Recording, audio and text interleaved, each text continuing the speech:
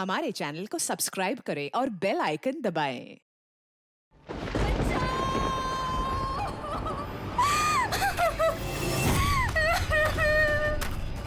कोई है, बचाओ, बचाओ, कोई है, प्लीज मदद कर।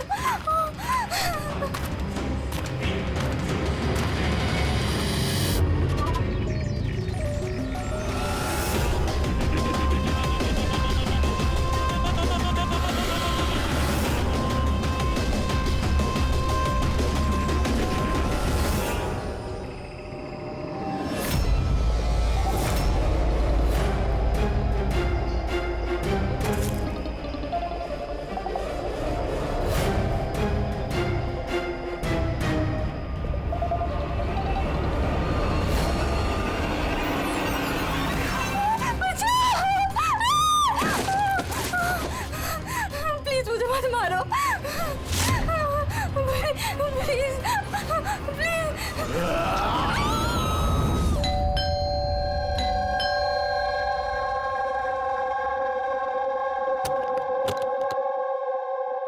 दया, what a surprise! यहाँ से गुजर रहा था सर, सोचा अर्जुन को मिलता चलो। ये क्या तबीयत ठीक नहीं क्या इसकी? देखो, सर्दी हुई है, जुकाम हुआ है। अरे हमारा टाइगर, क्या हुआ आपको? दया अंकल, दादू को समझाओ ना, खांसी और जुकाम तो नॉर्मल होता है, मैं तो इतना बीमार हूँ ही नहीं। अबे ओ नॉर्मल के बच्चे, दादू तू है या दादू मैं हूँ? अरे आप ही दादू हो, लेकिन इतनी चिंता क्यों कर रहे हो? इतनी चिंता क्यों कर रहा हूँ? 10 साल से गायब थे तुम, गायब। अब मुझे मिल गए हो तो पूरी कसर निकाल रहा हूँ। सर सोचा नहीं कभी आपका ये रूप भी देखने को मिलेगा। मतलब बड़े बड़े क्रिमिनल को धूल चटाने वाला एसीपी प्रद्युम्न आज अपने पोते के एक चीख से परेशान हो गया। दया, इस सबसे प्यारे, सबसे मीठे क्रिमिनल की वजह से है।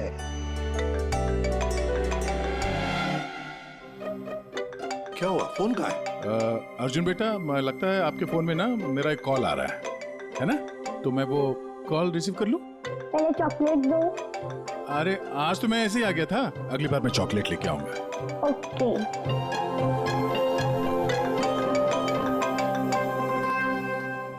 बड़े नॉट हेलो। हो गए हो तुम। क्या? कहाँ पे? ठीक है, हम लोग अभी पहुंचते वहां। क्या हुआ? सर वो हेमसुगा के जंगल में एक लाश दफन मिली है कुछ लोगों को।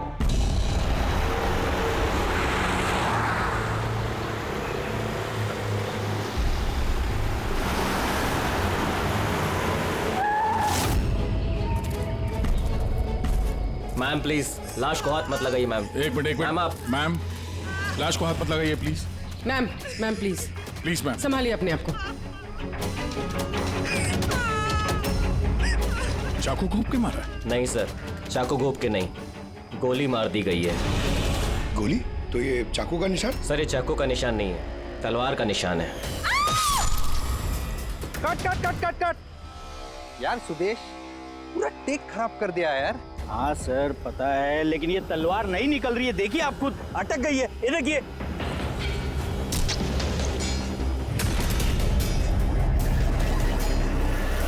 तलवार पे खून कैसे है?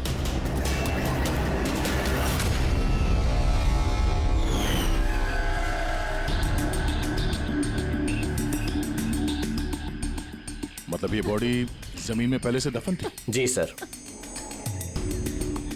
पेट पे गोली लगी है मैम प्लीज। और छाती पे कहीं भी एग्जिट वुंड नहीं है, मतलब गोली अभी भी अंदर है, बाहर नहीं गई है।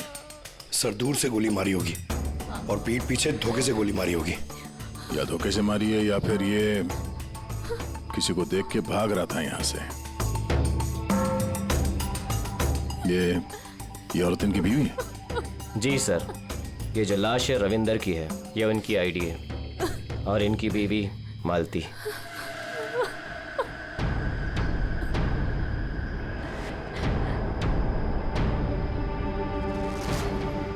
हाथ में घड़ी है।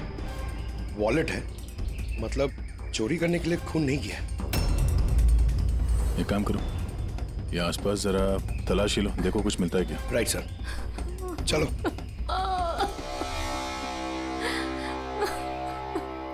आपने आखिरी बार अपने पति को कब देखा था? आज सुबह 10 बजे। क्या काम करते थे वो? मकान किराए पे छुड़वाते थे और बिकवाते भी थे। मतलब एस्टेट एजेंट। हाँ। आज सुबह कहाँ जाने के लिए निकले थे? एक फ्लैट आज किराए पे चढ़ने वाला था, तो वही चेक करने गई थी कि वहाँ पे कोई सफाई या मरम्मत वगैरह की जरूरत तो नहीं है। सर। हाँ? सर, यहाँ आसपास तो कुछ नहीं मिला, ना खून ना कोई सुराग। लगता है गोली यहाँ नहीं चली। क्योंकि सर गोली जंगल में चली ही नहीं। तो फिर कहाँ चली? हो सकता है फ्लैट में, जो आज किराए पर चढ़ने वाला था। आपको कैसे पता? क्योंकि मैं उनसे उस वक्त फोन पे बात कर रही थी। बेबी, मैं पूछ रही थी कि सब्जी कौन सी खाओगे? लंच का तो पता नहीं, मगर स्वीट डिश में क्या लूंगा वो मालूम है। मैंने स्वीट डिश नहीं, मैंने सब्जी पूछी है। सब्जी कौन सी खाओगे? अरे कुछ भी बना लो, तुम्हारे हाथ का तो कड़वा करेला भी अच्छा लगता है। तो आज फिर आपको कड़वा करेला ही खिलाती हूँ। अच्छा बेबी, मैं फ्लैट पहुंच गया हूँ, थोड़ी देर में कॉल करूँ तुम्हें? ये क्या? मारना मत मुझे। हेलो हेलो, मुझे मत मारना। नहीं। रविंदर, हेलो, क्या हुआ? तुम कुछ बोल क्यों नहीं रहे? हेलो।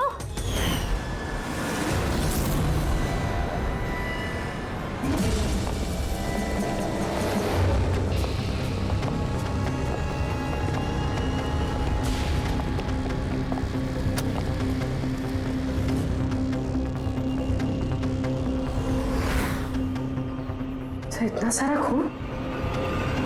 सर, यानी मालती ठीक कह रही थी, रविंद्र का खून यही हुआ है और फिर उसे यहाँ से जंगल ले जाया गया और दफना दिया।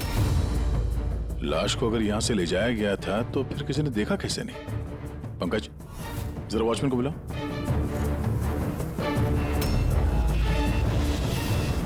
सर, ये देखिए, बुलेट्स के निशान। 4, 6, 13 बुलेट्स और एक गोली रविंदर को लगी। तो क्या 14 गोलियां चली थी क्या यहाँ पे? पूर्वी, जरा अंदर चेक करो, देखो कुछ मिलता है क्या।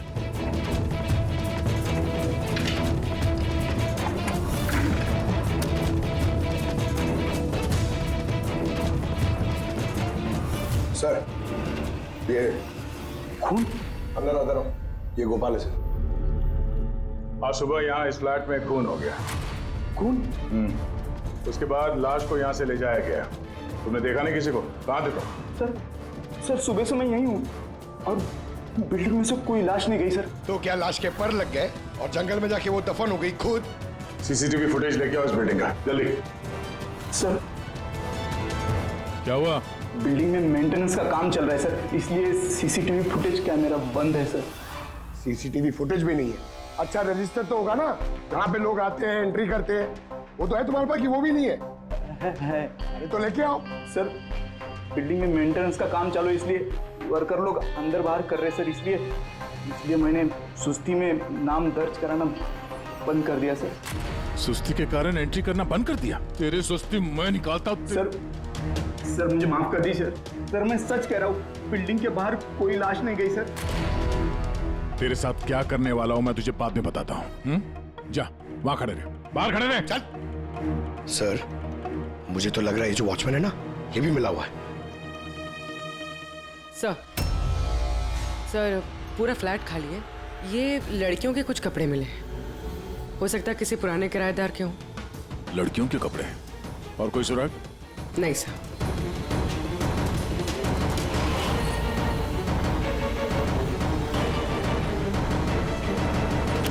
लॉक एकदम सही सलामत है, टूटा हुआ नहीं है, कोई फोर्स्ड एंट्री नहीं है। सर, अगर ये पता चल जाए कि ये फ्लैट की चाबी किस किस के पास हो सकती है तो मुजरिम तक पहुंचना आसान हो सकता है। फ्लैट की चाबी मकान के मालिक के पास होगी, या फिर किसी पुराने किराएदार के पास, या फिर किसी ऐसे आदमी के पास जिसने इस फ्लैट की डुप्लीकेट चाबी बना ली हो। पूर्वी, इस मालती से पता करो कि यहाँ इस फ्लैट में पुराने कौन कौन किराएदार थे। साळुंखे, तेरे कहने के मुताबिक रविंद्र पर जो गोली चली वो फ्लैट में नहीं चली? हाँ बस, मैं यही कह रहा हूँ।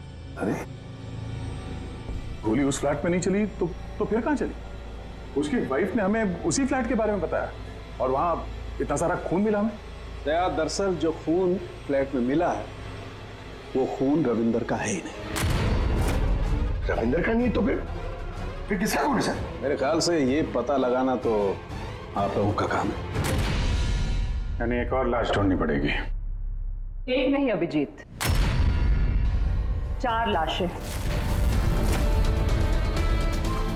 क्राइम सीन पे जो खून मिला है वो 4 अलग अलग लोगों का खून है। 4 अलग अलग लोगों का खून, लेकिन उनमें से कोई भी खून रविंद्र का नहीं है। मतलब 5 खून हुए। हाँ फ्रेडी, 5 लोगों का। तो हो सकता है कि जब ये खून खराबा हो रहा था उस फ्लैट में तो रविंद्र वहां पर पहुंच गया और उसने ये सब कुछ देख लिया। हाँ सर, गलत वक्त पे गलत जगह पे पहुंच गया वो और खूनी के हाथों मारा गया वहां। सर फिर तो वो बाकी की 4 लाशें भी खूनी ने जंगल में ही दफनाई होगी। मगर 4 लाशें बिल्डिंग से कौन लेके गया होगा और कैसे? किसी ने तो देखा होगा। सर, सर मालती ने मुझे किराएदारों की डिटेल्स दी। ये फ्लैट 3 साल पहले ही किराए पे चढ़ा था और अब तक सिर्फ 2 लोग रह चुके हैं वहां पे। एक है कबीर जो 1 साल पहले वहां रह रहा था। हाँ सर, रिटायरमेंट के बाद कबीर जी वहाँ अकेले रहते थे और फिर अमेरिका शिफ्ट हो गए अपनी बेटी के पास। और दूसरा है आकाश। 3 महीने में उसे फ्लैट से निकाल दिया गया। आसपास वालों की काफी कंप्लेंट्स थी उसके खिलाफ क्योंकि वो एक शराबी था। सर इन दोनों के पास फ्लैट की चाबी हो सकती है और फ्लैट के मालिक के पास। फ्लैट का मालिक कौन है? सर मालिक ऑस्ट्रेलिया में रहता है और 3 साल से इंडिया नहीं आया है। ये रविंद्र जी उनके अकाउंट में किराए का पैसा डायरेक्ट ट्रांसफर करते थे। तो फिर मुझे ये आकाश ही गड़बड़ लग रहा है। आकाश, मम्मी सोने दो ना। ओए, नशे से बाहर आ। मैं मम्मी दिखता हूँ देखो, CID ऑफिसर हूँ मैं। अरे वाह, बारिश हो रही है। Where is my umbrella? खड़ा करो उसे, खड़ा करो। Where is my umbrella? उठो, चल इधर। आकाश जी उठिए, CID वाले आए हैं आपसे पूछताछ करने। Good morning. Good morning, good morning. बात सारी है, इसको इलायची खिलाओ। मुझे मालूम था CID वाले एक दिन आएंगे मेरे पास। मालूम था मतलब? रविंद्र के खून में तेरा हाथ है? हाँ? रविंद्र? हाँ? कौन रविंद्र? मैं किसी रविंद्र को नहीं जानता। तू रविंद्र को नहीं जानता? तो फिर ये क्यों बोला कि तुझे पता था कि CID यहाँ पे आने वाली है? क्योंकि मुझे भी CID बनना है, देश की सेवा करना है। लेफ्ट। आकाश, केशव बिल्डिंग, फ्लैट नंबर 105, वहां रहते थे ना तुम? रहता था, लेकिन उन लोगों ने मुझे लात मार के भगा दिया। मेरे पूरे कपड़े भी नहीं दिए। I have only this shirt. I'm very poor. शादी हो गई तेरी? नहीं। नहीं? गर्लफ्रेंड है? गर्लफ्रेंड है। वो मेरी। लेकिन ये आप क्यों पूछ रहे हो? This is personal. क्योंकि केशव बिल्डिंग के उसी फ्लैट के कबर्ड में हमें लड़कियों के कपड़े मिले हैं, शायद तुम्हारे गर्लफ्रेंड के हैं? लड़की मेरे फ्लैट में कभी नहीं आई, कभी नहीं। I am very truly gentleman, white collar. Sir, ये कबीर जी सर, वो भी अकेले रहते थे और इसके जाने के बाद वहां कोई रहा ही नहीं। रहता कैसे नहीं था? जब मैं अपना बाकी का सामान लेने गया था ना, तो वहाँ 2 लड़कियां थी। ये लो अपना सामान और निकलो यहाँ से। क्यों मालती? झूठ क्यों कहा हमसे कि उस फ्लैट में सिर्फ 2 ही किराएदार रहते थे? एक तरफ आप अपने पति के खूनी को फांसी पे चढ़वाने की बात करती हो, झूठ बोल के हमें गुमराह किया आपने, क्यों? नाटक करिए सर। इसी ने अपने पति को मारा और अभी हमारे सामने खड़े होकर आंसू आ रही है। सर मुझे इसके साथ 2 मिनट दीजिए सर, देखिए सच कैसे बोलती है। ये क्या कह रही हैं आप? इनके बारे में ऐसा कैसे कह सकती हैं? आप सीआईडी वाले इतने पत्थर दिल कैसे हो सकते हैं? किसी का दर्द समझने के बजाय आप उन्हें टॉर्चर कर रहे हैं, उन्हें तकलीफ पहुंचा रहे हैं। अच्छा, आप दोनों को बड़ी फिक्र हो रही है। आपकी तारीफ। मैं मालती की छोटी बहन रजनी हूँ और ये मेरे हस्बैंड है। तो फिर रजनी जी, आप सभी ध्यान से सुन लीजिए। अगर मालती ने हमसे कुछ भी झूठ कहा ना, तो ये जेल जाएगी, जेल।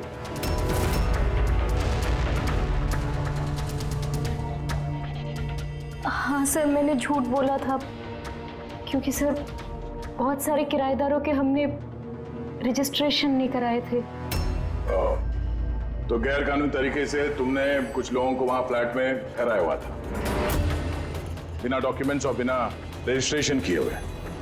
हाँ, ताकि वो रेंट मकान मालिक के बजाय हमें मिल सके। अच्छा, तो इसका मतलब है और भी लोग रह रहे थे इस फ्लैट में इन 2 किराएदारों से पहले, है ना? तो फिर फ्लैट की चाबी उनके पास भी हो सकती है, क्यों?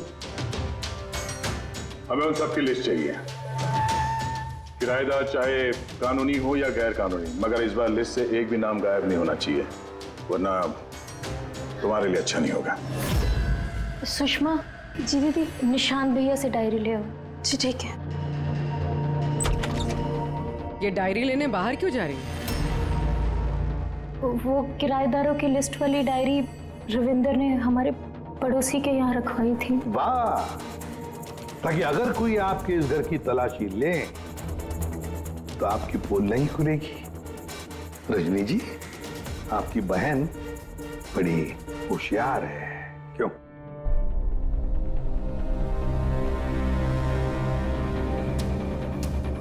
मालती भाभी, ये डायरी मंगाई क्या?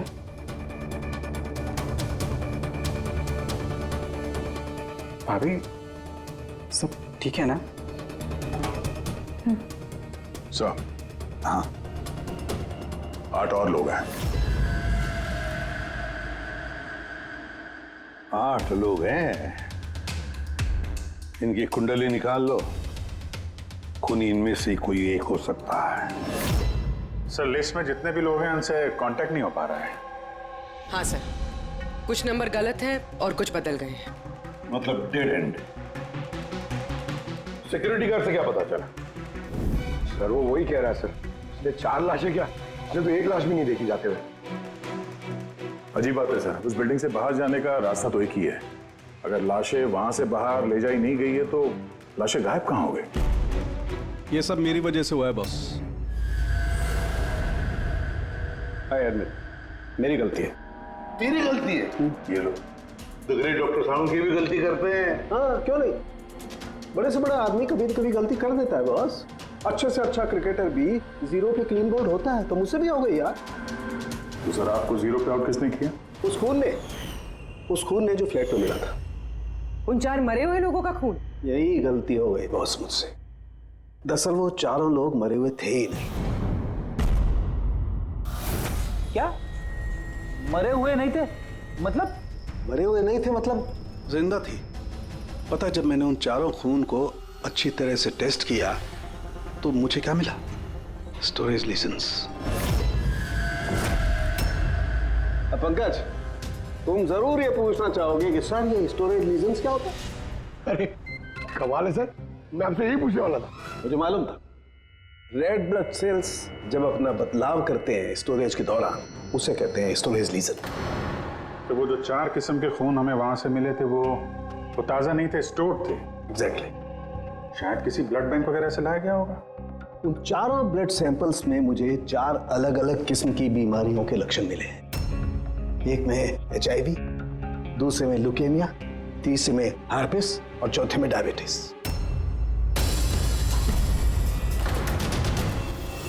कंटामिनेटेड खून, मतलब ये 4 खून के सैंपल किसी ऐसी जगह से लाए गए हैं जहां पे बीमारी वाला खून स्टोर होता है सर। हाँ, कंटामिनेटेड खून। ऐसा खून तो नष्ट किया जाता है, इंसिनरेटर में भेजा जाता है जहां पर ये डिस्ट्रॉय करते हैं। और ऐसे इंसिनरेटर्स तो हमारे शहर में 2 जगह हैं। एक बार फिर से इस फ्लैट में चल के चेक करते हैं, पता तो चले कि उन गोलियों का और ये बीमारी वाली खून का कनेक्शन क्या है।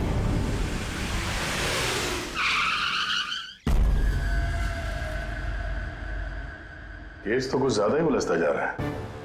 अगर यहाँ इस फ्लैट में किसी को नहीं मारा गया था तो इतना सारा खून यहाँ जमीन पे क्यों पड़ा हुआ है, और दीवार पे ये गोलियां क्यों चलाई है? हाँ? सर, जो गोलियों के निशान है वो सिर्फ इस दीवार पर है। इसका क्या मतलब है? इसका मतलब गोली चलाने वाला यहाँ खड़ा था, यहाँ से उसने गोली चलाई। मगर सर, इस इन्फेक्टेड खून का क्या कनेक्शन हो सकता है इस केस से? और सर, खून सिर्फ फ्लोर पर है, ना यहाँ पर है, ना इस पर है, ना दीवारों पे। इसका क्या मतलब है? एक और बात सर, हमें इस घर से गोलियां नहीं मिली, मिले हैं तो सिर्फ गोलियों के निशान। इसका मतलब है कि मुजरिम ने यहाँ इसको कमरे को साफ करने की कोशिश की है, मगर पूरी तरह साफ नहीं कर पाया, उससे पहले उसे जाना पड़ा। क्यों? एक काम करो, स्प्रे लेके आओ, दीवार पे स्प्रे मारो, पता तो चले कि यहाँ पे है क्या।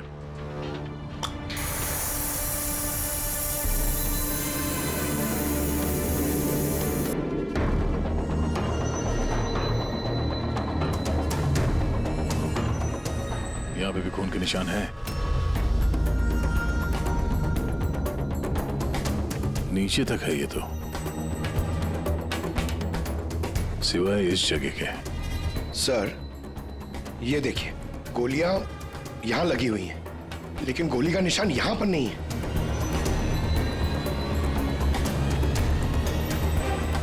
ये क्या? ये निशान, ये टायर के निशान जैसा कुछ है। मतलब बाइक लेके आए इधर? पंकज, वो टायर नहीं, वो जो फर्नीचर के नीचे पहियों पे लगा होता है टायर, वो रबर का। कोई फर्नीचर रखा हुआ था यहाँ पे, शायद कोई कुर्सी। मगर सर, हमने तो पूरा फ्लैट चेक किया, कुर्सी वगैरह तो कुछ भी नहीं है यहाँ पे। सर, लगता है वो कुर्सी इसी बिल्डिंग में हुई, छुपाई हुई। एक काम करते हैं, बिल्डिंग में ढूंढते हैं उसे।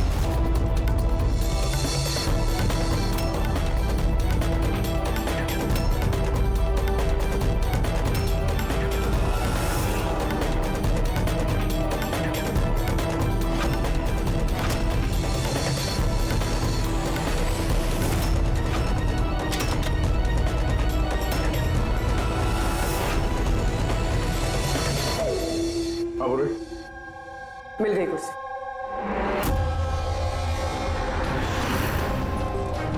कुर्सी,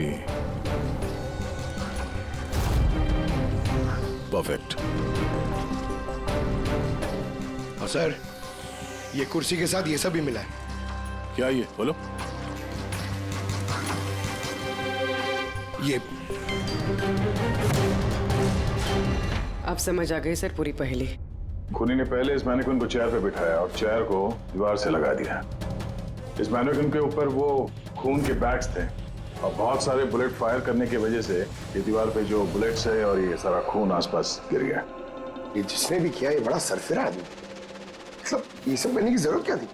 और सर, रविंद्र को इसलिए मार दिया गया क्योंकि रविंद्र ने उसे पुतले पे गोलियां चलाते देख लिया था। सर, आज तक तो एक ही बात सुनिए सर, अगर खूनी किसी को मार रहा हो, किसी तीसरे आदमी ने उसे देख लिया तो उसे मार देगा, लेकिन यहाँ पे तो खूनी एक पुतले को मार रहा था।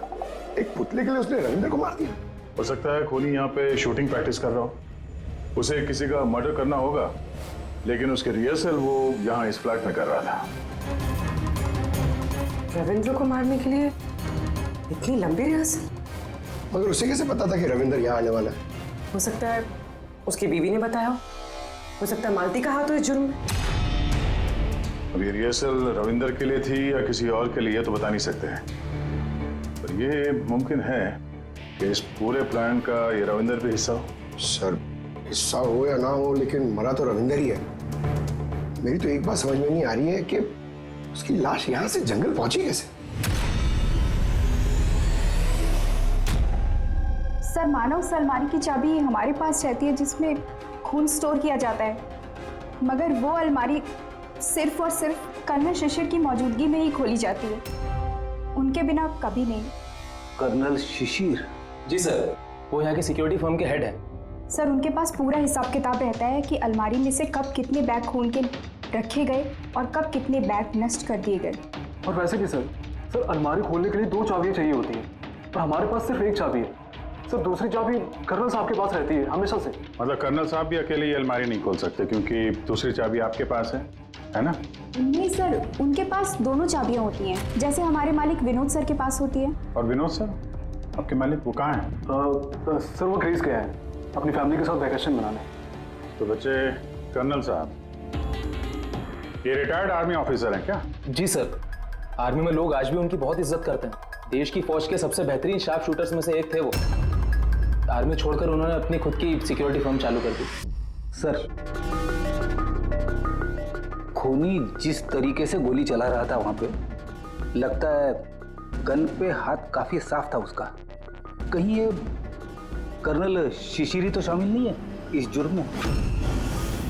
मिलते हैं कर्नल साहब से।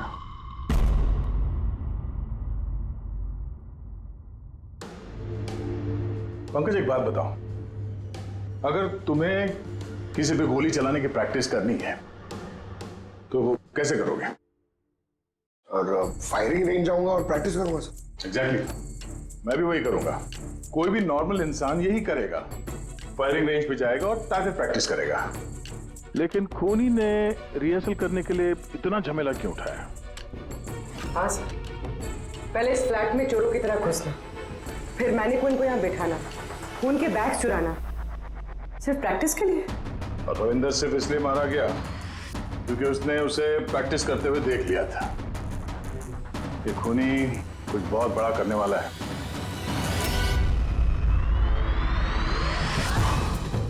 पूरी ट्यूशन है ना सर?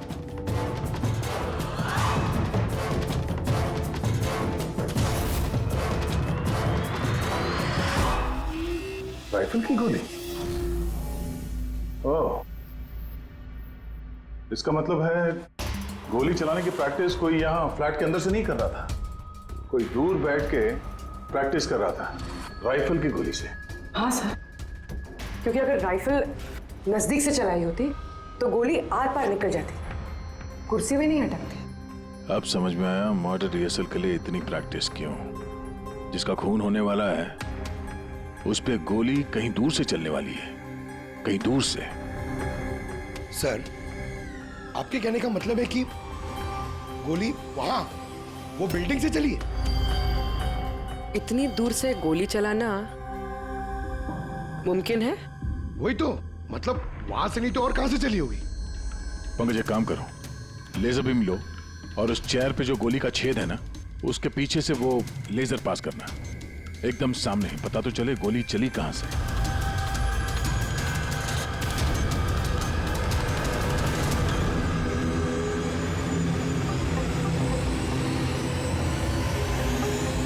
बिलबोर्ड? कोई बिलबोर्ड से गोली कैसे चला सकता है, वो भी सड़क के बीचों बीच? कमाल है, सीआईडी वाले मेरे घर पे पहली बार आए हैं, वो भी मेरे आर्मी के दिनों की तारीफ करने नहीं बल्कि खून के लिए मुझ पे इल्जाम लगाते हैं। इल्जाम नहीं लगा रहे हैं, सिर्फ अपनी ड्यूटी कर रहे हैं, और ड्यूटी की अहमियत आप जैसे फौजी से बेहतर कौन समझ सकता है। तो आपको ये भी पता होगा अभिजीत बाबू कि आपके और मेरे जैसे सिपाही देश की रक्षा करते वक्त अपनी जान दे देते हैं, लेकिन अपने देश से और अपने काम से कभी गद्दारी नहीं करते हैं। देखिए, ना तो मैंने उस खून की चोरी की है और ना ही मैंने किसी का खून किया है। वैसे अपने फौज के दिनों में आपने बॉर्डर पे तो कई दुश्मनों को मारा होगा। दुश्मनों की जान लेने में और मासूमों की जान लेने में जमीन आसमान का फर्क होता है, और आपने भी तो कई गुनहगारों को मारा होगा अपनी ड्यूटी के दौरान। क्यों, ये फर्क समझ नहीं आता आपको? आता है, लेकिन ये समझ में नहीं आ रहा कि चाबी सिर्फ आपके पास है, तो फिर वो खून चोरी कैसे होगी? उसकी इंक्वायरी मैं कर रहा हूं, जैसे ही मुझे पता चलेगा मैं आप लोगों को बता दूंगा। अच्छा, क्या ऐसा नहीं हो सकता कि आपकी उन चाबियों की किसी ने डुप्लीकेट चाबी बनवा ली हो? बिल्कुल नहीं। अनुशासन समझते हैं आप? डिसिप्लिन। आर्मी की ट्रेनिंग में डिसिप्लिन का बहुत बड़ा महत्व होता है और आज भी मैं अपनी जाती जिंदगी में उस डिसिप्लिन का पालन करता हूं। ये चाबी मुझसे 1 मिनट भी दूर नहीं होती, इसलिए असल जिंदगी में तो क्या, ख्वाब में भी कोई इसका डुप्लीकेट नहीं बनवा सकता। ठीक है, आपका स्टेटमेंट तो सुन लिया, लेकिन अभी तक ऐसा कोई सबूत नहीं मिला जिससे आप पूरी तरह निर्दोष साबित हो सके। इसलिए जब तक ये केस सॉल्व नहीं होता, यहाँ आना जाना लगा रहेगा।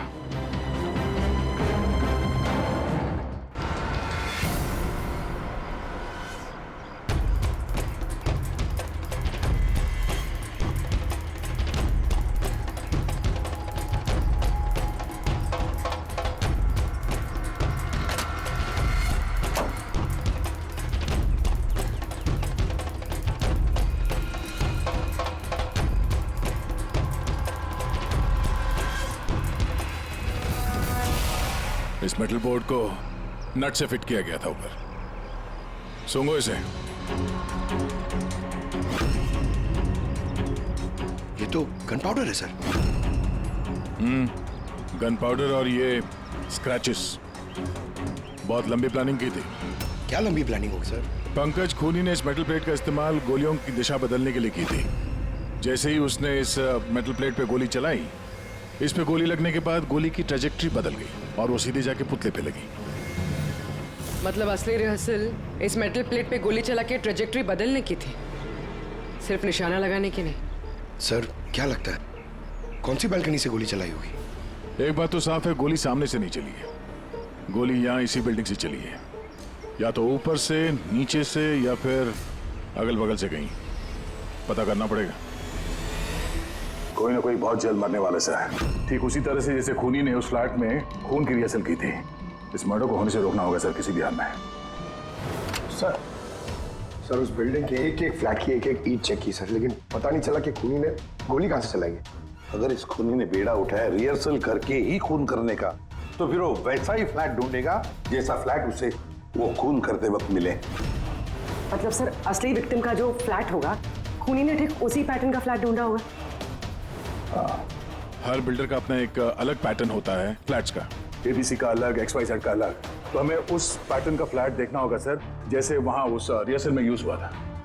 सर ये बिल्डिंग तो आकव बिल्डर की है और इनकी कुल मिलाकर 24 प्रॉपर्टीज है पूरे शहर में। मतलब जिसका खून होने वाला है वो 24 बिल्डिंग में से किसी एक बिल्डिंग में हो सकता है। लेकिन 24 बिल्डिंग में से 7 बिल्डिंग्स ऐसी हैं जिसका पैटर्न इस रविंदर के फ्लैट से मिलता है। मतलब हमें 7 के 7 बिल्डिंग ढूंढनी पड़ेंगी। 7 बिल्डिंग, अगर एक बिल्डिंग में 50 फ्लैट है तो 350 फ्लैट, सब बहुत ज्यादा वक्त नहीं लग जाएगा। पंकज चाहे जो कुछ भी हो, करना तो पड़ेगा ही। सर ये कर्नल शिशिर गड़बड़ आदमी है सर। ये सेना में शार्प शूटर था और ये जो खराब ब्लड डिस्पोजल करते हैं ना, वहां का चीफ सिक्योरिटी ऑफिसर है। अच्छा पंकज, ये ब्लूप्रिंट किसका है? ये रविंदर के फ्लैट का है सर, जहाँ पे मर्डर नहीं हुआ था बट रिहर्सल हुआ था।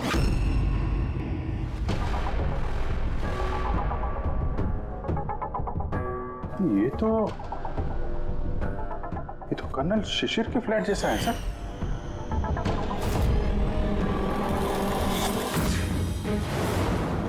क्या? हाँ सर, ये फ्लैट का लेआउट बिल्कुल कर्नल शिशिर के फ्लैट जैसा है।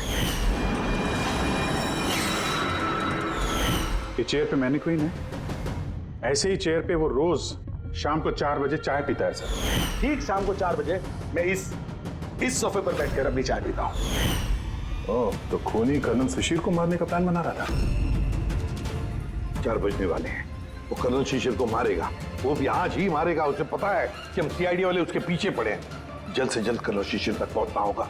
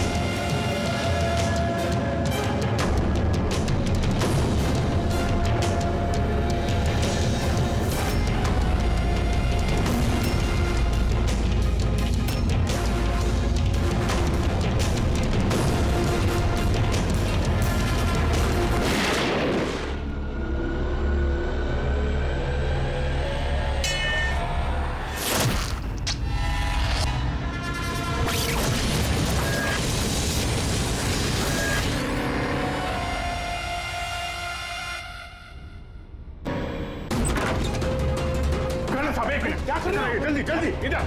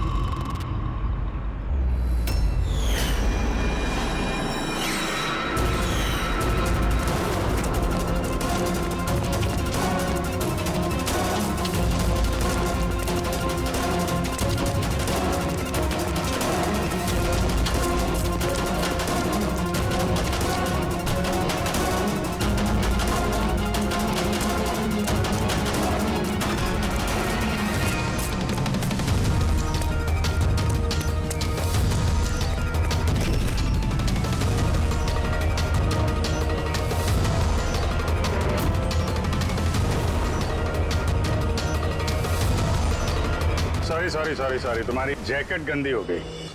क्या करें, हमें पता नहीं था ना गोली कौन से फ्लैट से चली है, इसलिए रिवर्स रिकोशे का सहारा लिया। और उस फ्लैट में जिस दिशा से गोली आई उसी दिशा में हमने गोली चलाई, और देखो खून भरी गोली ने तुम्हारा पता बता दिया। मिस्टर उत्कर्ष, जाने दो मुझे, कूद जाऊंगा यहाँ से। अच्छा ठीक है, कूद जाओ यार, लेकिन पहले ये तो बताते जाओ कर्नल शिशिर को क्यों मारना चाहते थे? हा? छोड़ उसे भाई, मेरे पास आ जा। अच्छा भाई है ये? हाँ जा भाई, मिल ले अपने भाई से, जा। इधर आ जाओ।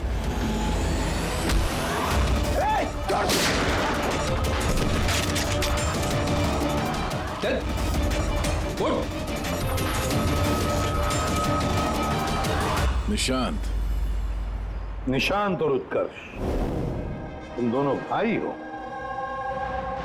पर किस बात का बदला लेना चाहते थे तुम लोग कर्नल शिशिर से? अपनी बाप की मौत का।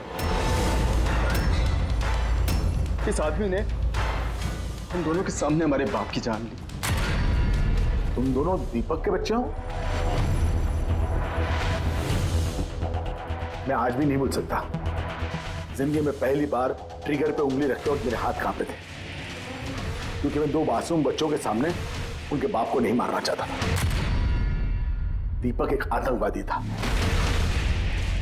और अगर मैं उसे नहीं मारता तो उसने जो बम रखा था शहर में, उससे कई मासूम लोग मारे जाते। मर जाते तो मर जाते, कम से कम हमसे हमारा बचपन तो नहीं छीनता।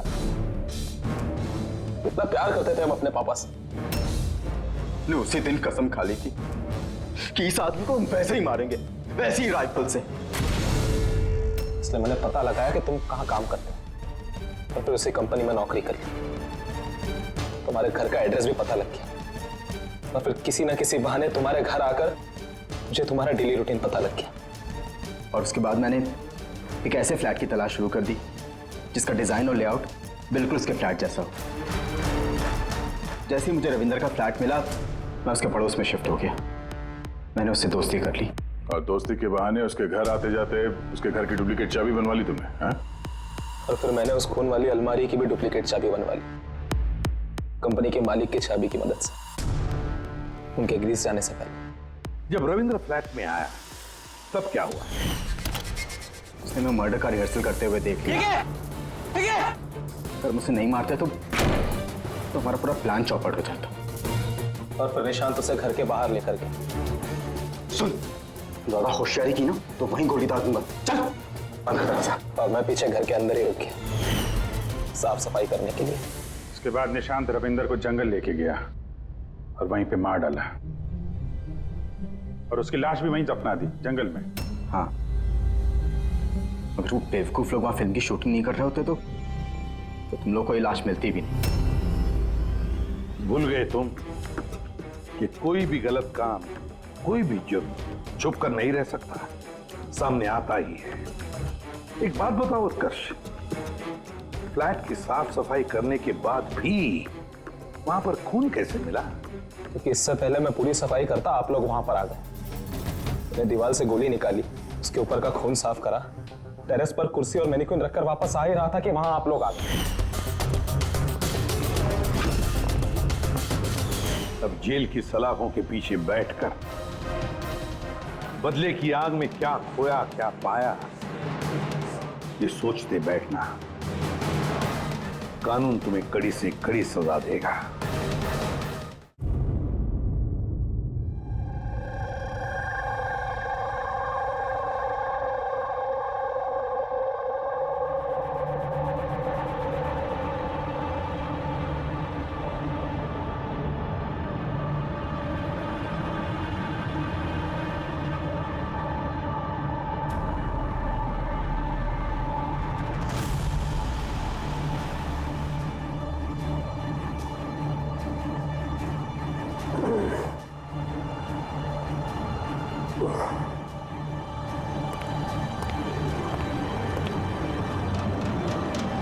कौन हो तुम? मेरे रूम में कैसे घुसे तुम? हाउसकीपिंग अभी मैनेजर को फोन करके तुम काम से निकलवाता हूँ। सॉरी रतन सर, एक्चुअली आपके रूम का फायर अलार्म गलती से बज गया था। मैं चेक करने आया था कि कोई खतरा तो नहीं है। मैंने दरवाज़ा नॉक किया था पर शायद आप सो रहे तो इसलिए खोला नहीं, इसलिए मुझे मास्टर की यूज़ करके अंदर आना पड़ा। Are you fine? फाइन, गो।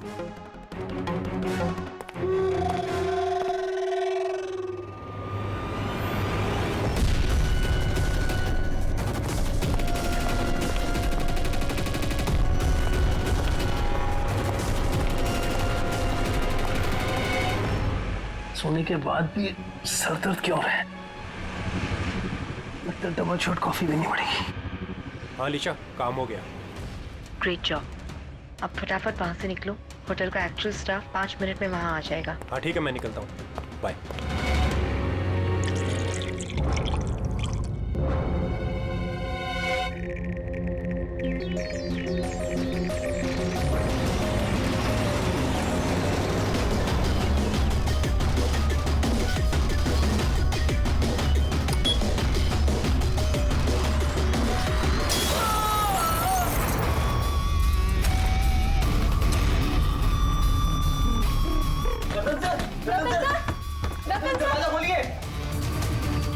एक काम कर, मास्टर की से दरवाजा खोलते हैं।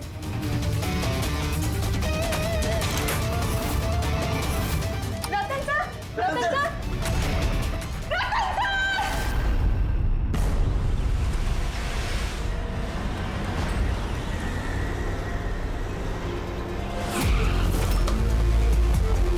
जिनका खून हुआ है उनका नाम क्या है? सर रतन जी, वो हमारे रेगुलर कस्टमर थे और वो बहुत ही बड़े फिजिसिस्ट भी थे सर। फिजिसिस्ट? जी सर। मतलब फिजिक्स में एक्सपर्ट है ये? जी सर। कितने बजे हुआ ये सब? सर ये तकरीबन सुबह 6:30 बजे। हटिए, चलिए हटिए, प्लीज हटिए।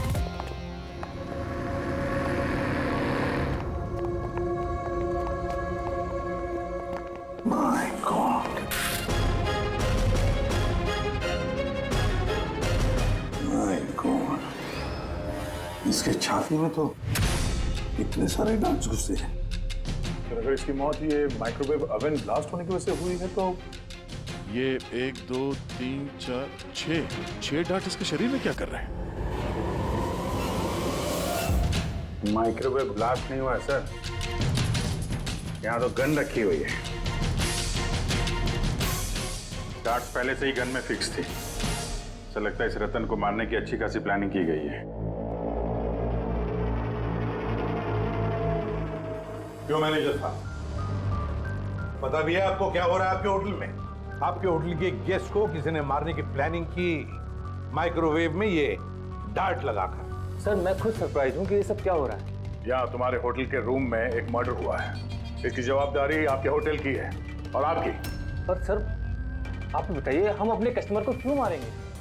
जोया, जोया तुम बताओ ना सर को। सर के चेक इन करने के पहले तुमने कमरा ठीक से देखा था ना? जी सर। सर पूछिए ना सर, कल रात 11 बजे सर चेक इन किए थे होटल में। 10:30 बजे मैंने खुद चेक की थी कि सामान सब कुछ ठीक है कि नहीं, और माइक्रोवेव में उस वक्त कुछ डार्ट्स वगैरह नहीं थे।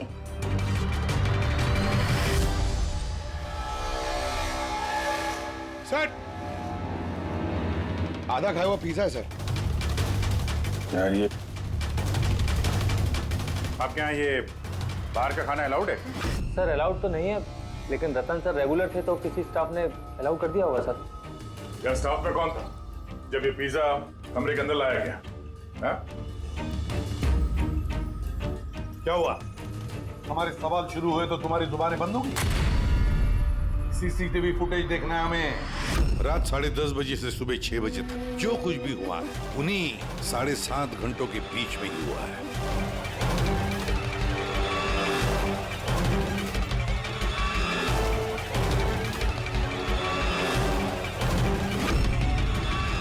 जोया 10:30 बजे रतन जी के कमरे में गई और 11:15 बजे बाहर आई 15 मिनट में।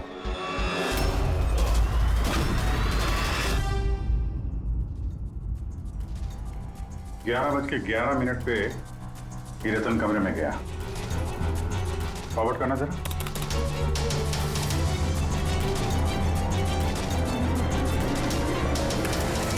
साढ़े 11 बजे हैं और ये रहा रतन का पहला विजिटर।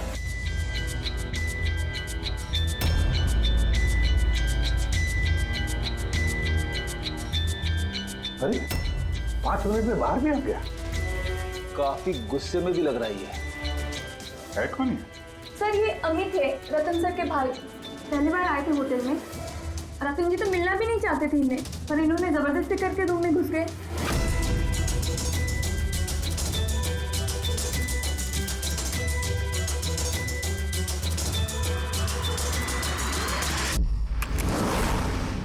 अच्छा, वो पिज्जा कमरे के अंदर ऐसे गया सर। फॉरवर्ड करना जरा, फॉरवर्ड करना।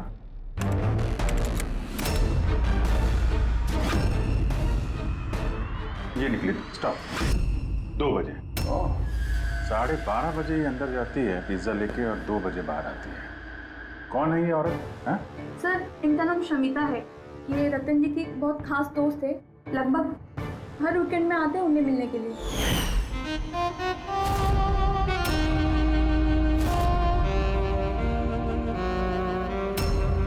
शमिता खास दोस्त रात के 12:30 बजे आती है पिज्जा लेकर। रतन को आखिरी कॉल किसी शमिता नाम की लड़की ने किया था और उससे पहले किसी अमित ने। सर। हाँ पंकज। एक सेकंड,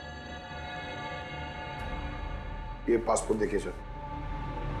इस पे ये कैम्बी का वीजा लगा है। तो सर ये बॉम्बे से कैम्बी जाने का टिकट। फोटो तो उसे की है पर नाम रतन नहीं है, दिग्विजय कुमार।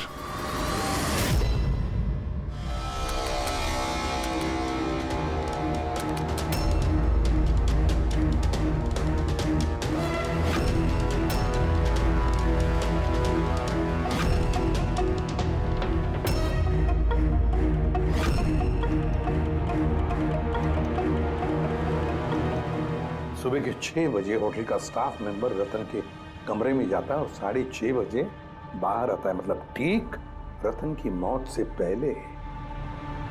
कौन है ये स्टाफ मेंबर? पता नहीं सर। क्या आप अपने स्टाफ वाले को नहीं पहचानते हैं? सर ये स्टाफ का आदमी नहीं है, मैं पता करवाता हूँ सर। वो ये जाकर देखो ये आदमी कौन है, कोई नया स्टाफ आया है क्या? सर एक बात समझ में नहीं आ रही। ये रतन एक फिजिसिस्ट था, देश के स्पेशलाइज्ड स्पेस प्रोग्राम पे काम कर रहा था। नकली पासपोर्ट बनाने की क्या जरूरत? वही तो, कोई किसी फिजिसिस्ट को मारने के लिए इतनी लंबी प्लानिंग क्यों करेगा? पूर्वी ये लैपटॉप चेक करो सर रतन का। सर हाँ मैंने सारा रिकॉर्ड चेक कर लिया। ये बंदा होटल के किसी भी डिपार्टमेंट में काम नहीं करता है, इवन वो स्टाफ का भी नहीं था सर। सर मुझे लगता है वो बाहर का ही था। ये लो, कोई बाहर का अनजान आदमी आपके यहाँ आता है, होटल का स्टाफ बन के घूम रहा है, ये आपकी सिक्योरिटी है?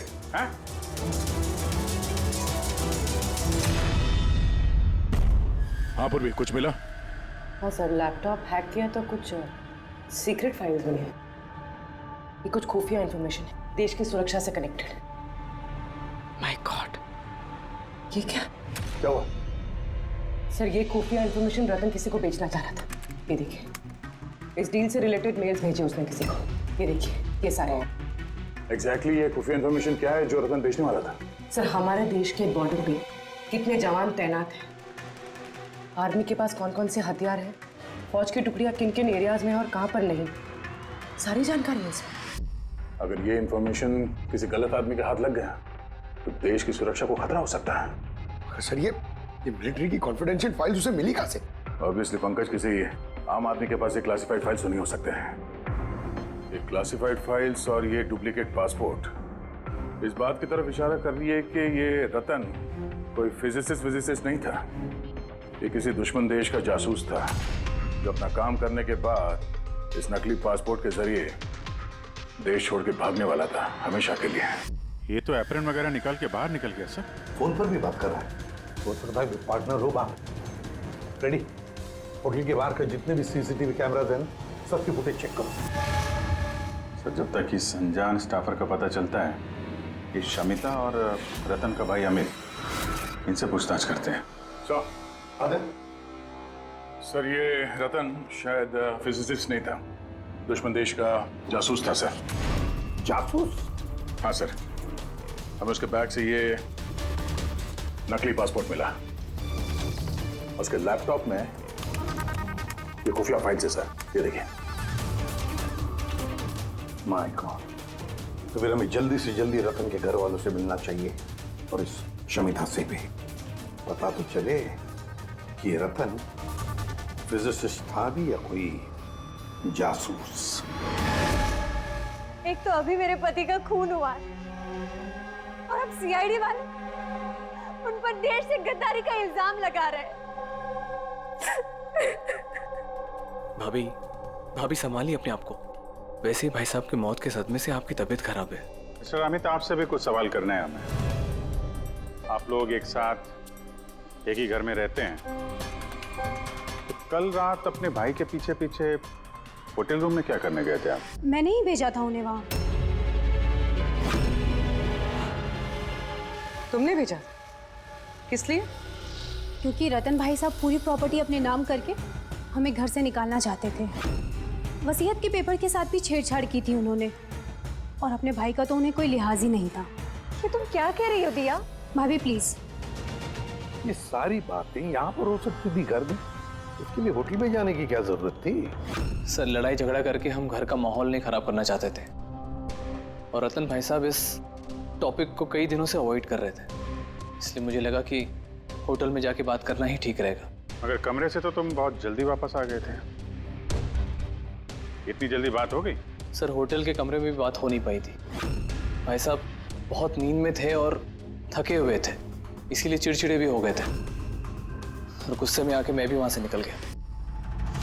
इतना बड़ा घर है फिर भी होटल में जाके ठहरते थे हैं? सर, रतन काफी इंट्रोवर्ट थे, उन्हें अकेलापन चाहिए होता था ताकि वो अपने काम में ज्यादा ठीक से ध्यान लगा सके। घर में भी होते तो अक्सर वो अपने कमरे में ही होते थे।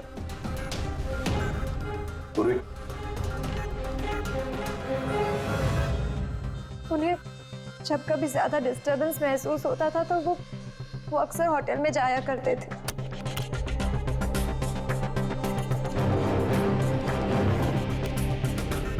ये शमिता कौन है? शमिता? प्लीज कुछ कीजिए ऑफिसर। मैंने सुबह मिसिंग कंप्लेन दर्ज कराई थी, शाम होने वाली है, मेरी बीवी का कहीं कुछ पता नहीं चल रहा है। जीजू प्लीज रिलैक्स, शमिता दीदी मिल जाएगी। क्या शमिता जी लापता है? जी। आप लोग? हम लोग सीआईडी से। अच्छा, वो आप लोग आ गए। ये लोग तो कुछ कर नहीं पा रहे। अब आप लोग पता लगाइए ना, मेरी बीवी कहाँ है। हम लोग तो पता लगा ही लेंगे। एक खून करके जो भागी है वो क्या?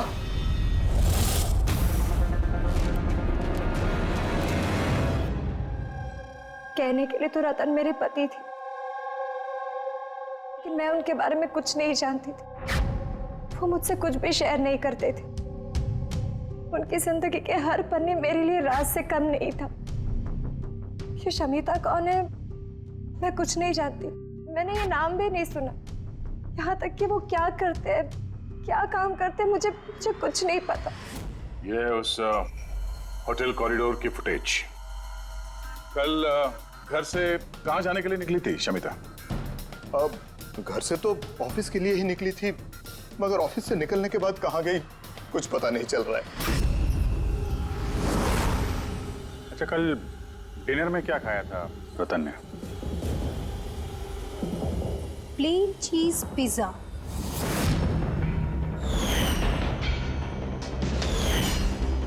है ना भाभी? हाँ। प्लेन चीज पिज्जा, कमाल है अभिजीत। होटल में भी पिज्जा और घर में भी पिज्जा। भाई साहब ने होटल में भी पिज्जा खाया था? वही पिज्जा जो शमिता लेकर आई थी। किडनैपर्स का फोन आया था? शमिता को किडनैप करना इतना आसान नहीं है। आईबी विंग में काम करती है वो।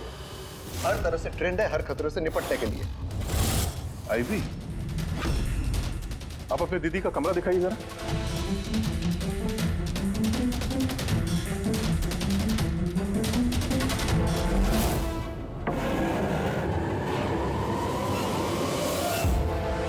सर, ये है दीदी का कमरा।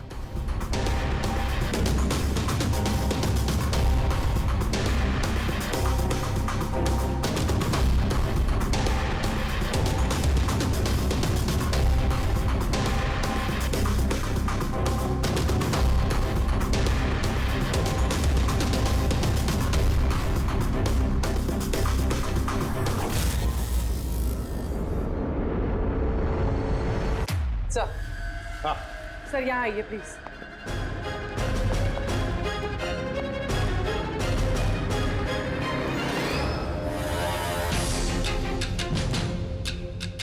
ये लो, कमरे के अंदर कमरा। सर इधर आइए। ये कंप्यूटर हैक हुआ है सर। एक काम करो, पूरे घर की तलाशी लो। गाड़ियां, विग्स, ओहो, प्रोस्थेटिक्स। अभिजीत, देखा है सर? हाँ सर। और ये लॉकर में क्लासिफाइड फाइल्स। लगता है काफी समय से जासूसी चल रही है इसकी। सिर्फ इतना ही नहीं सर, कोई तो है जो रतन पे नजर रखे हुए था। उसकी कंप्यूटर की एक एक एक्टिविटी को मॉनिटर कर रहा था। ये कंप्यूटर हैक है। कौन हैकर है पता लगा?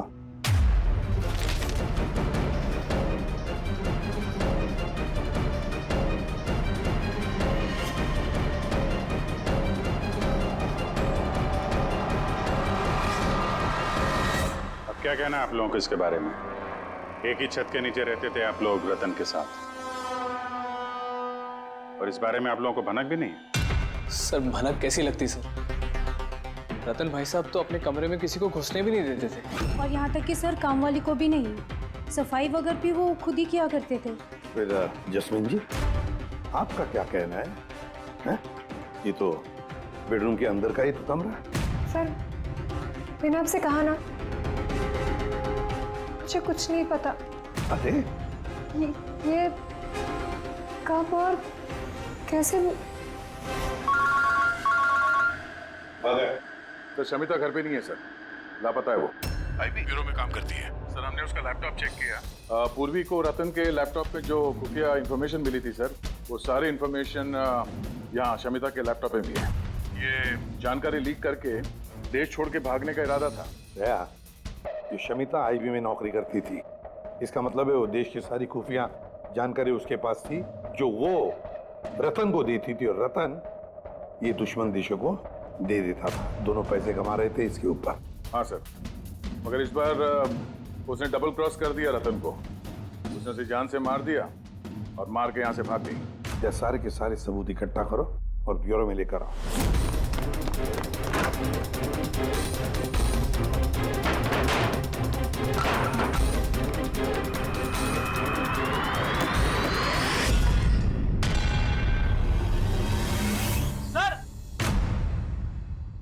सर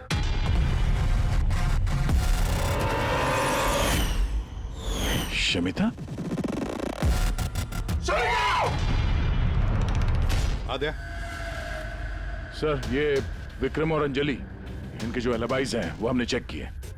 जब खून हुआ उस रात ये विक्रम ग्रैंड रोड में एक ट्रैफिक जाम में फंसा हुआ था और रात के करीब 2 बजे घर पहुंचा वो।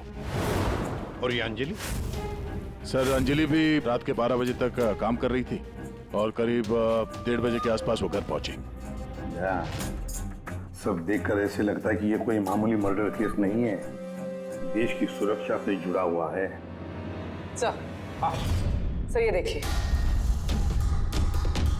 सर, ठीक ब्लास्ट से पहले सुबह 6:30 बजे के आसपास इस लाल गाड़ी में एक औरत होटल से बाहर गई। सर वो जो नकली होटल स्टाफ वाला था ना सर, वो भी उसी वक्त निकला था, लेकिन दूसरे गेट से। ये देखिए। पूर्वी, गाड़ी कितने बजे आई थी होटल में? सुबह 6 बजे। निकल गई 6:30 बजे, आधे घंटे बाद। लड़की के चेहरे पे जूम करो जरा, देखें तो सही। हमारे डेटाबेस में कुछ नाम और चेहरे हैं जिनसे देश की सिक्योरिटी को खतरा है। ये गद्दारों और जासूसों वाली लिस्ट। इनके चेहरे स्कैन करो और उन सब से मैच करके देखो। और पंकज, आरटीओ से पता करो कि ये गाड़ी किसके नाम पर रजिस्टर्ड है। सर बड़ा ही कंफ्यूजिंग केस है सर, कुछ समझ में नहीं आ रहा है आखिर ये माजरा है क्या। फ्रेडी, एक बात तो पक्की है कि ये केस देश की सुरक्षा से जुड़ा हुआ है, इसलिए जिसने भी इस शमिता और रतन को मारा है ना, वो कोई मामूली क्रिमिनल नहीं, मामूली खूनी नहीं है। ये चक्कर कुछ और ही है। ओहो, अरे क्या हुआ, कुछ मिला? हाँ सर, मिला। ये आदमी और औरत उस लिस्ट में नहीं है देश के गद्दारों वाली, बल्कि उन लोगों की लिस्ट में है जो देश से गद्दारी करने वालों को पकड़ के खत्म करते हैं सर। ये दोनों आईबी ऑफिसर्स हैं, अलीशा और ईशान। ऐसे भी प्रद्युम्न, मैं आपकी बहुत इज्जत करता हूँ, इसलिए मैं कुछ नहीं कह रहा। अगर यही इल्जाम किसी और ने लगाया होता तो वो ऑफिसर अब तक बहुत पछता रहा होता। शेखर जी, आप आईबी के हेड हैं, इसलिए तो ना आपका ये धमकी भरा रवैया मैं भी बर्दाश्त नहीं करता। एसीपी साहब, मैं धमकी नहीं दे रहा हूं, आपके इल्जाम का जवाब दे रहा हूं। आपने बड़ी आसानी से हम पर रतन और शमिता के खून का इल्जाम लगाया है। क्या आपको लगता है कि वो देश के गद्दार थे और इसीलिए हमने उनको मार डाला? मैं इल्जाम नहीं लगा रहा, मैं साफ साफ पूछ रहा हूं कि क्या जो कुछ भी हुआ वैसा ही हुआ? देखिए सर, हम लोगों को पता है कि आप लोग जानते थे कि ये दोनों देश के सुरक्षा से संबंधित कुछ खास जानकारी दुश्मनों को बेचने वाले थे। और हमें यह भी पता है शेखर जी कि जिस वक्त रतन का खून होने वाला था, उस वक्त ईशान और आलिशा वहां उस होटल में मौजूद थे। रतन का खून होने से कुछ मिनटों पहले ही ईशान रतन के कमरे में गया था। शमिता रतन के कमरे में पिज्जा लेकर गई थी, एक ऐसा पिज्जा शायद जिसमें बेहोशी की दवाई थी। हा? तो आप लोगों ने शायद उससे कुछ ऐसा कहा होगा कि हमारे लिए काम कर दो और रतन को मार दो, तो आप लोग उसे छोड़ दोगे। क्यों? मगर वो अलग बात है कि उससे पहले शमिता मारी गई खुद अपने ही घर में।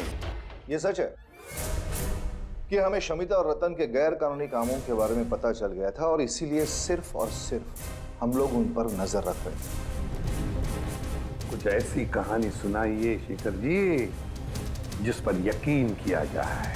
सर प्लीज, आप शेखर सर से इस तरह बात नहीं कर सकते। और तुम भी एसीपी साहब से इस तरह से बात नहीं कर सकते। रिलैक्स बॉयज, अलीशा, तुम ही बताओ, तुम दोनों उस दिन होटल पे क्यों गए थे? सर, रतन के लैपटॉप से उन फाइल्स की कॉपी बनाने जो उसने दुश्मन देश को ईमेल कर दिया था, ताकि हमें ये पता चल सके कि हमारी कौन कौन सी खुफिया इंफॉर्मेशन उन तक पहुंच चुकी है। तो अब तसल्ली हो गई आपकी? हमारा मकसद सिर्फ नजर रखना था, मारना नहीं था। हाँ, लेकिन अगर जरूरत पड़े और हमारे पास ऑर्डर्स हो तो ऐसे देश के गद्दारों को मारने के लिए हमें आपके परमिशन की जरूरत नहीं है। सर, फिलहाल तो टेंशन वाली बात यह है कि जिस किसी ने उन दोनों को मारा है तो उसके हाथ देश की खुफिया जानकारी लगी होगी। वो ये जानकारी जिसे मर्जी दे सकता है, दुश्मनों को, आतंकवादियों को या किसी और को भी। हाँ, अगर हमें वो इंसान मिल गया जिसने उन दोनों को मारा है और जिसके पास देश की खुफिया जानकारी है, तो हम उसे मारने में भी हिचकिचाएंगे नहीं। और हमें पूरा यकीन है कि आईबी के पहुंचने से पहले सीआईडी उस तक पहुंच जाएगी। एसीपी प्रद्युम्न, अपने ऑफिसर को समझाइए ये वक्त एक दूसरे को चुनौती देने का नहीं है, बल्कि मिलकर साथ काम करने का है। शेखर जी, देश की चिंता जितनी आप लोगों को है ना, उतनी चिंता हम सीआईडी वालों को भी है। लेकिन एक बात अच्छी तरह से याद रखना, जब तक ये मर्डर सुलझा नहीं जाता तब तक आप उस गद्दार तक पहुंच नहीं सकते। शमिता ने वो खास जानकारी लीक करके रतन को दी और रतन वो इंफॉर्मेशन किसी को बेचने वाला था। मगर इससे पहले कि रतन अपनी गद्दारी का काम पूरा कर ले, किसी ने शमिता को रतन के खून के प्लान में हिस्सा बना दिया। और अब अगर वो ईशान नहीं है तो जो कोई भी है सर, उसे जल्द से जल्द ढूंढना होगा। ये उसी ने शमिता को भी मारा है। हाँ, बोलता हूं क्या क्या सारुण के, अब क्या नया चक्कर है तेरा? क्यों? जब हम लोगों ने अपनी आंखों से उस सीसीटीवी फुटेज में देखा है कि रात के 12:30 बजे शमिता वहां होटल के कॉरिडोर में थी, तो तू कह रहा है कि वो शमिता नहीं थी। कौन हो सकता है? रतन की मौत कैसे हुई? रतन की मौत हुई जहर की वजह से। वो डार्ट जो हमें रतन की बॉडी में से मिला है, उस पर इतना जबरदस्त जहर लगा हुआ था कि सेकंड्स में ही रतन की मौत हो गई। और सर, पॉइंट नंबर 2, इस माइक्रोवेव में डार्ट फिक्स करने के लिए खूनी को पूरा टाइम मिला होगा, क्योंकि ये नशीला पिज्जा खाने की वजह से वो बेहोशी की हालत में पड़ा होगा। बस, जो नशीली दवाई हमें पिज्जा में मिली है, उसी नशीली दवाई के ट्रेसेस हमें रतन के पेट में से। हाँ, अभी पूरे इंग्रेडिएंट्स को अच्छी तरह से चेक नहीं कर पाया हूँ, लेकिन यार सामने मैंने सब कुछ मान लिया, बस सब कुछ मान लिया, लेकिन पहले ये बता, इन सारी चीजों का शमिता के वहां होटल में ना होने से क्या कनेक्शन? बता रहा हूँ, वही बता रहा हूँ बॉस। शमिता डायबिटीज की पेशेंट थी, शक्कर की बीमारी। शमिता की मौत हुई है किसी मिलावट वाले इंसुलिन के इंजेक्शन की वजह से। और सबसे इंपॉर्टेंट बात, शमिता का मौत का टाइम है रात को 10 से 12 के बीच का। क्या? एग्जैक्टली। तो 12 बजे तक अगर वो मर चुकी थी, फिर 12:30 बजे वो हमें होटल में कैसे दिख सकती है? तो अगर शमिता ने रतन को नहीं मारा और अमित, ईशान और अलीशा ने भी नहीं मारा, तो फिर रतन को मारा किसने? और फिर वो फुटेज में जो औरत हमने देखी थी, अगर वो शमिता नहीं थी तो फिर कौन थी? शमिता। एसीपी साहब, आप शायद नहीं जानते कि मैं कितनी बड़ी टेंशन में हूं। अगर वो खूनी नहीं पकड़ा गया जिसने रतन और शमिता को मारा है, तो देश कितनी बड़ी मुसीबत में फंस सकता है, ये आप नहीं जानते। मैं अच्छी तरह से जानता हूँ शेखर जी, बहुत अच्छी तरह से जानता हूँ। लेकिन एक बात अच्छी तरह से याद रखिए, हम देश पर कोई भी आंच आने नहीं देंगे, उससे पहले ही हम खूनी को पकड़ लेंगे। सर, वो खूनी की आइडेंटिटी हमें वो ईमेल से मिल सकती है सर, जो रतन और शमिता ने एक दूसरे को भेजा है। अब कैसे? मुझे तो ये भी लगता है कि जरूर कोई आसपास वाला ही है जिसे शमिता और रतन, इन दोनों की छोटी सी छोटी आदतों के बारे में पूरी जानकारी थी।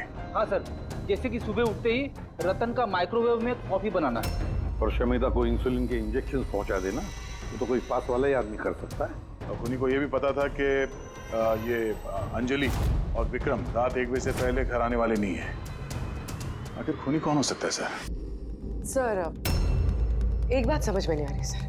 ये रतन और शमिता एक दूसरे को 2 सालों से जानते हैं, मगर गद्दारी करने का इन्होंने ये 3 हफ्ते पहले ही सोचा, ऐसे अचानक। हाँ सर, बात थोड़ी अजीब तो है। इन 3 हफ्तों के पहले इनका कोई रिकॉर्ड तो नहीं रहा खुफिया खबर के एक्सचेंज को लेकर। इस सबका इस तीसरे गद्दार से क्या लेना देना? We are running out of time. हाँ सर, हमने सारे सुरागों के ताले खोल दिए, लेकिन हमें वो दरवाजा नहीं मिल रहा जो हमें तीसरे जासूस तक ले जा सके। तीसरा दरवाजा है। ये तीसरा दरवाजा हमें उस जासूस तक ले जाएगा। कौन सा? उस दरवाजे का नाम है पिज़्ज़ा। पिज़्ज़ा वो औरत जो बड़े बड़े काले चश्मे और घुंघराले बाल का विग पहनकर घूमती है ना, शमिता बनकर, उसने उस दिन पिज़्ज़ा लाया बाहर से होटल के अंदर। और उसने ऐसा इसलिए किया क्योंकि उसे वो नशीली दवाई मिलानी थी पिज़्ज़ा में। अगर होटल में ऑर्डर करती तो उसे मौका नहीं मिलता और ना ही वक्त मिलता वो नशीली दवाई पिज़्ज़ा में मिलाने के लिए। और होटल वालों ने कुछ नहीं बोला क्योंकि वो लोग उसे जानते थे। दया, होटल दे रॉयल के आसपास इस पिज़्ज़ालो ब्रांड के पिज़्ज़ा की कितनी दुकानें हैं पता लगाते हैं, सब कुछ साफ हो जाएगा।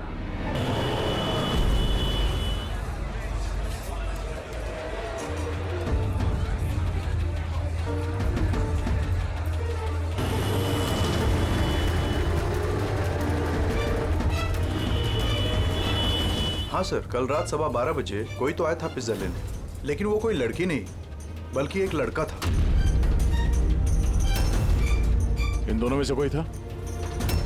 हाँ सर, यही था वो। Vikram?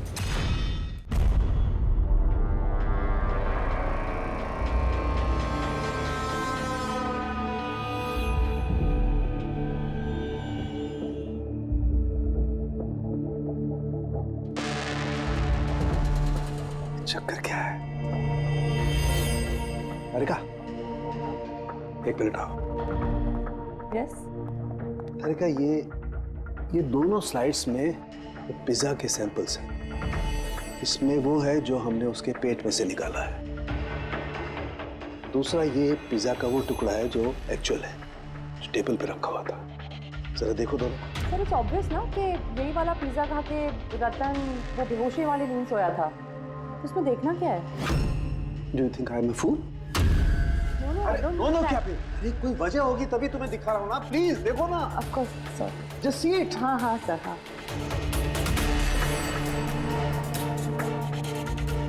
Wait a minute.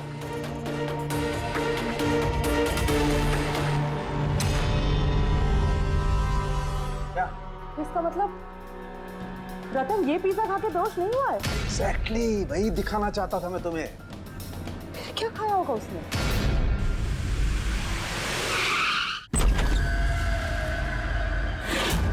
Vikram, Vikram, उसे क्या हो गया? विक्रम, जल्दी एम्बुलेंस को फोन करो। ये किस चीज की तरफ इशारा कर रहा है? फोन पे? हाँ, क्या है इस फोन पे? 5 मिनट में एम्बुलेंस आ रही है। गुड। शमिता और रतन सामने। सर फोटो देखी तो लग रहा है कि लोग एक दूसरे को बहुत प्यार करते हैं। 1 महीने पुराना फोटो। दोनों प्यार करते थे या जासूस थे?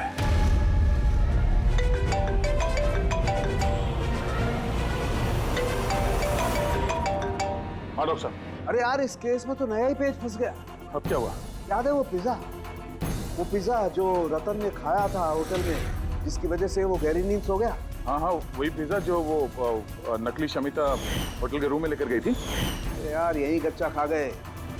दरअसल रतन उस पिज्जा को खाने की वजह से बेहोश हुआ ही नहीं। रतन बेहोश हुआ है किसी और चीज को खाने की वजह से, जो शायद उसने होटल में आने से पहले ही खा ली। होटल में आने से पहले?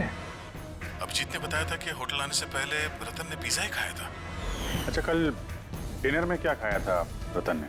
प्लेन चीज पिज्जा, है ना भाभी? हाँ।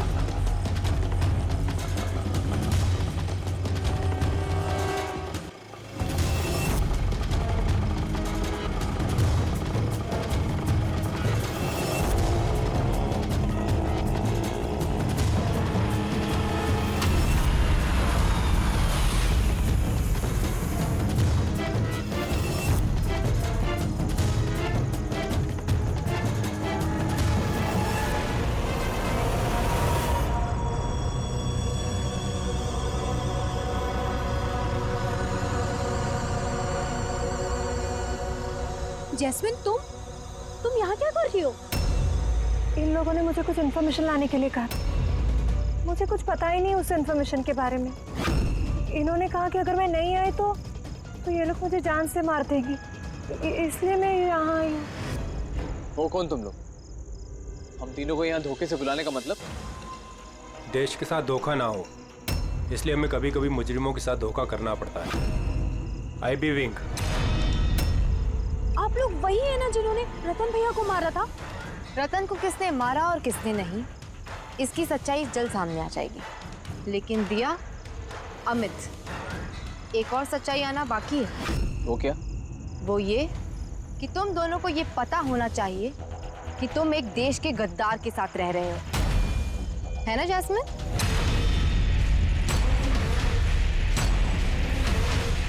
What nonsense? तुम लोग मुझे देश का गद्दार कह रहे हो? रतन को बेहोशी वाला खाना तुमने खिलाया था ना, जिसकी वजह से उसकी बाद में मौत हो गई। अब तुम्हारी भलाई इसी में है कि तुम जल्दी से अपना जुर्म कबूल कर लो। क्या कह रहे हो तुम लोग? मैंने ऐसा कुछ नहीं किया है। कौन सी बेहोशी वाली दवाई? मैं अपने पति को क्यों मारूंगी? हाँ, क्यों उसे बेहोशी वाली दवाई दूंगी? हमें तुम चुप क्यों? हाँ, तुम उस दिन मेरे साथ थे ना, जब मैंने रतन को खाना दिया था। तो फिर तुम कुछ क्यों नहीं बोल रहे? चुप क्यों? कुछ तो बोलो ना। सारी कोशिशें बेकार है जस्मीन। अपने देवर भैया के मुंह से सच उगलवाने की कोशिश मत करना, क्योंकि ये अपना मुंह खोलेगा ही नहीं। ये सारा किया धरा इसी का है। विक्रम को जानते हो? कौन विक्रम?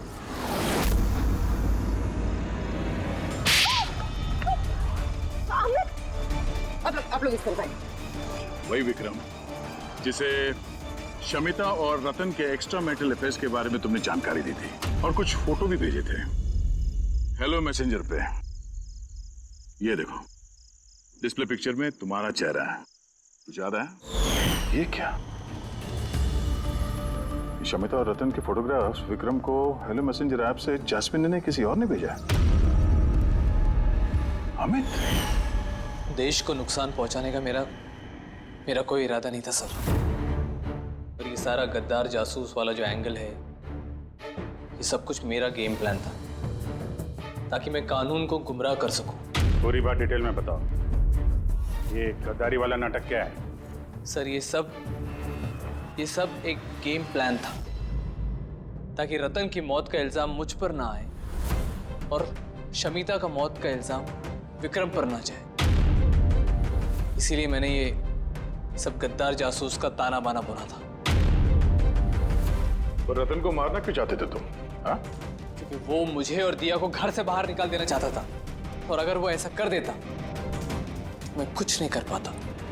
लेकिन मेरी किस्मत अच्छी थी कि उसी वक्त मुझे रतन और शमिता के लव अफेयर के बारे में पता चल गया, और तभी मैंने ये सारा प्लान रचा। मैंने शमिता के हस्बैंड विक्रम को उसकी बेवफा बीवी का सबूत दिया। गुस्सा तो इतना आ रहा है मुझे कि मन कर रहा है उसे डिवोर्स दे दूं, मगर क्या करूं? इसमें मेरा ही नुकसान है। अगर उसने मुझे छोड़ दिया ना, तो मैं खुद ही सड़क पे आ जाऊंगा। तो डिवोर्स मत दो, कुछ उससे भी बड़ा सोचो। मार डाले उन्हें। फिर मैंने और विक्रम ने रतन और शमिता के कंप्यूटर पे उनके नाम से ईमेल अकाउंट्स बनाए। रतन वाले ईमेल्स मैं भेजता था और शमिता वाले विक्रम। उस रात होटल में विक्रम ही नकली शमिता बनकर गया था। जब वो कमरे में पहुंचा तो उसने देखा कि रतन गहरी नींद में है। बस फिर उसने माइक्रोवेव में डार्ट्स फिट किए, थोड़ा सा पिज्जा खाया, नशीली दवाई मिलाई और फिर कमरे में से चला गया। और शमिता को वो जहरीला इंसुलिन का इंजेक्शन तुमने ही दिया था ना? हाँ, होटल जाने से पहले मैं शमिता के घर गया था। जी कहिए, आप कौन? तुम्हें आजाद करने आया हूँ। मतलब? दो लोगों से प्यार करना अच्छी बात तो नहीं है ना शमिता जी? होटल के कमरे में रतन से मिलने क्यों गए थे तुम, जब ये सारा प्लान पहले से ही करके रखा हुआ था? भले ही वो मुझे घर से बाहर निकाल देना चाहता था, लेकिन था तो वो मेरा ही भाई। एक आखिरी मुलाकात तो बनती थी, और ये सब मेरे प्लान में भी मेरी मदद करती है। मैंने विक्रम को पहले से इन्फॉर्म कर दिया कि रतन नींद में है और कुछ ही देर में सो जाएगा। और तुम्हें लगा कि सीसीटीवी फुटेज में बहुत सारे लोग दिखेंगे, उसमें अगर तुम भी दिख जाओगे तो कोई शक नहीं करेगा। इसीलिए तो मैंने ये सारा गद्दार जासूस वाला खेल रचा था, ताकि आप सब लोग इसी में उलझ के रह जाएं। लेकिन जब ये आईबी वाले भी इस केस में जुड़ गए तो विक्रम डर गया और इसलिए तुमने उसे पैरालाइज कर दिया, और कुछ चारा भी नहीं था मेरे पास। ये तुमने क्या किया अमित? पैसों के लिए तुमने अपने भाई को मार दिया। अमित, जायदाद और पैसों की लालच में तुमने अपने सगे भाई का खून कर दिया, और तो और कानून के साथ और देश की सुरक्षा के साथ भी खिलवाड़ किया। बहुत संगीन जुर्म किए तुमने। कानून तुम्हें कड़ी से कड़ी सजा देगा। For more updates, subscribe to our channel, click the show links and enjoy watching the videos.